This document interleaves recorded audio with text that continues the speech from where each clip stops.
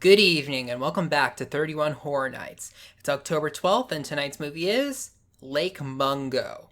Lake Mungo is a mockumentary slash found footage movie from Australia.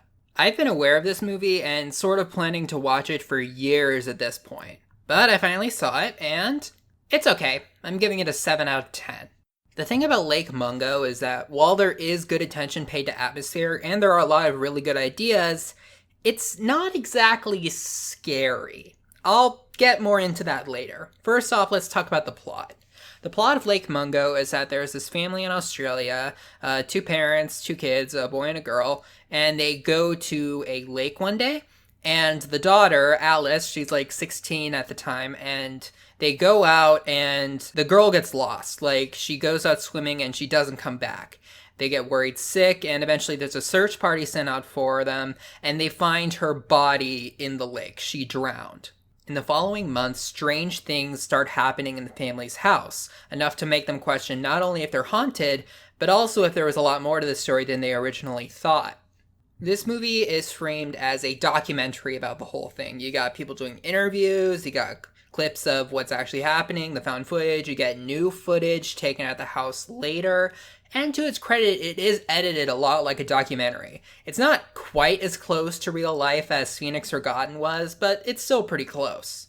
Towards the beginning, there isn't really that much found footage. They didn't record any of the stuff that was happening for a while, so a lot of it is just interviews, clips from other places, and the family explaining their experiences. I know that this is supposed to be more true to life, because when you look at it, obviously they wouldn't have recorded all of it going on, but it kind of goes against the whole show don't tell principle when it comes to making movies.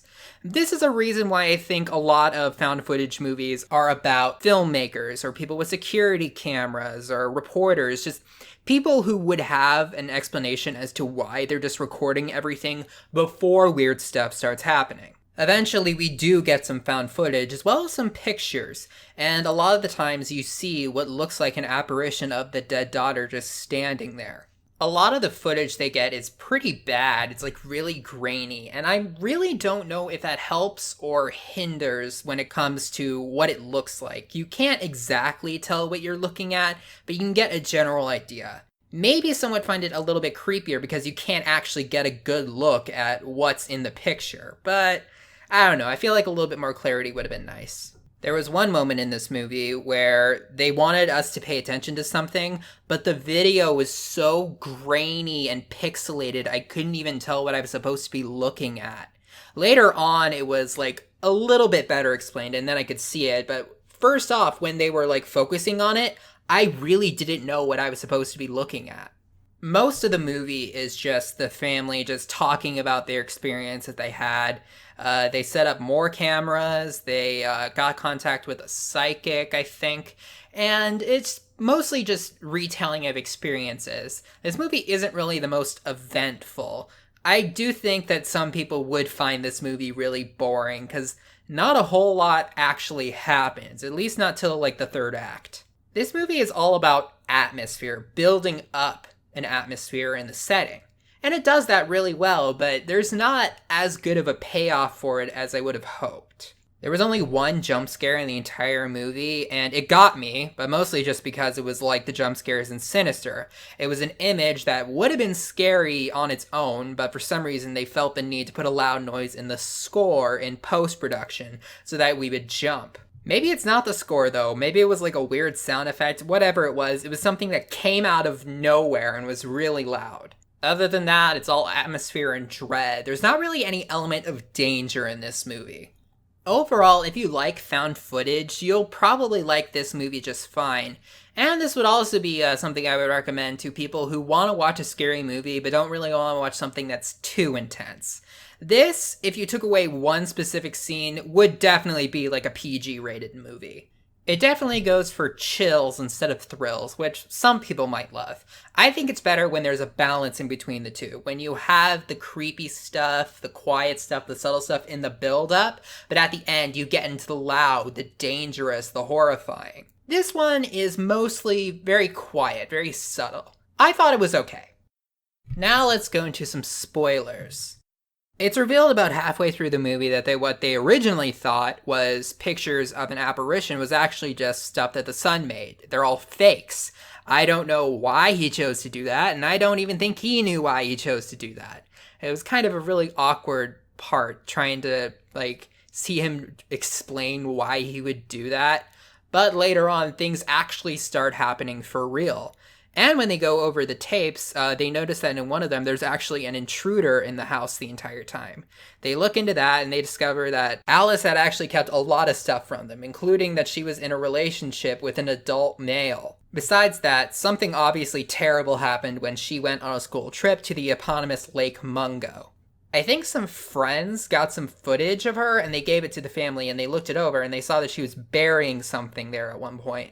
So they go to that exact spot, dig it up, and they find a bracelet, some of her other possessions, and her old cell phone, which has some video on it. They look at that footage and they see what freaked her out so much that night. She runs into what looks like her future dead body, all drowned and bloated and very clearly dead.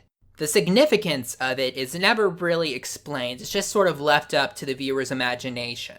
But to this movie's credit, that isn't really something I've seen in a horror movie before. Or if I have, I don't really remember it. In my opinion, that's not really the best scare of the movie, though. The best scare, and it wasn't really a scare, but it was really creepy, it was at the very end of the movie. And the psychic was having an interview / seance or whatever with the mother. And one thing he did over and over was asking her to close her eyes and just imagine something and just saying what she saw. And it's revealed at one point in the movie that Alice had went to that same psychic in the past, and even after she died, he didn't tell them about it because, people just sort of do weird things in this movie. But what they do is that they splice both the clip of the him talking with the mom about what she sees and a clip from way back when Alice was visiting him well before she died in the year prior. And they're having a conversation and you can tell that both the mother and the daughter are describing the exact same scene. The mother walks into the room, they look at each other. That I thought was a really clever way of just leaving something chilling towards the very end. Like the appearance of her future dead body, this whole premonition or time travel or whatever it is not really explained. It's mostly just left to the audience's imagination. Something else they did at the very end of the movie was that they revealed that in a lot of the pictures or videos that were confirmed to have been fakes done by the son, off on the side, you actually can see an apparition. I don't know if that was really necessary. I mean, really, they were examining these pictures and video. It's surprising that they didn't notice that the first time around, and they had to have the documentary, people find it and see it themselves. For the most part, Lake Mungo is a study in terror over horror. And people who like that will probably like this movie a lot. For the most part, it's very quiet, it doesn't do a lot, but it still manages to be pretty memorable and creepy. If that's not really you, I would probably recommend The Tunnel, which is another Australian found-footage mockumentary, which I think balances build-up and atmosphere as well as danger and terror. Again, it's not the best, but it does have a lot of good things in it. I'll see you guys tomorrow.